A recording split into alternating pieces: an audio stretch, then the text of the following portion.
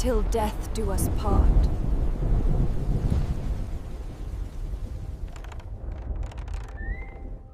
The rain had already soaked through Eliza's veil by the time the car turned up the narrow lane toward Wraithmoor Hall.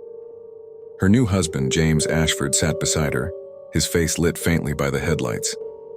He looked calm, too calm, she thought, for a man bringing his new bride home to such a lonely, windswept estate. He had insisted on no guests, no family, no reception.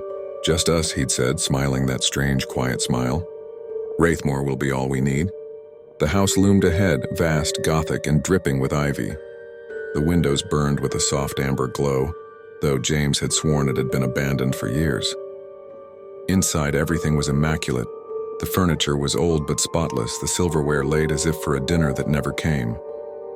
The servants, James explained, had moved on long ago. That night, they drank wine by the fire in the great hall. Shadows danced on the carved stone walls, and Eliza caught herself shivering, though the flames burned high. When she asked about the portraits hanging above the mantel, all women, all in wedding dresses, James's expression changed. "Past brides," he said softly. "Wraithmoor keeps them close." She laughed uneasily, thinking he was teasing. But when she woke the next morning, James was gone.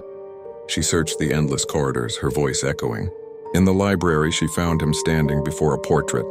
A young woman in a faded gown, painted in the same dress Eliza had worn the night before. "Who is she?" she whispered. James turned. "My wife," he said simply. "Her name was Eliza." She froze. "That's not funny." He smiled faintly. "No, it isn't." That night she dreamed of the portrait's bride, drifting down the hallways, her veil trailing through dust and candle ash. When she turned to face Eliza, her eyes were hollow, and her lips formed silent words. "You shouldn't have come." The following days twisted into dread. Mirrors clouded when she passed. Doors opened on their own. She found a drawer filled with wedding rings, each engraved J.A. and E. When she touched James's hand one evening, it was ice cold. His reflection in the mirror beside them was gone. Terrified, she fled to the nearby village. The innkeeper blanched when she spoke James's name. "Miss," he said, trembling. "James Ashford died 100 years ago this week. Buried up at Wraithmoor with his bride, a poor girl named Eliza Weston." Her heart nearly stopped.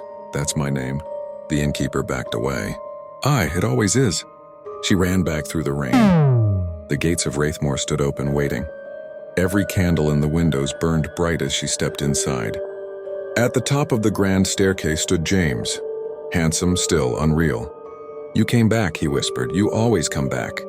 The portraits along the walls began to whisper, the painted brides stirring in their frames. The fire roared, casting the shadows of 100 veiled women across the hall. Eliza tried to scream, but the house exhaled, and the air turned to frost.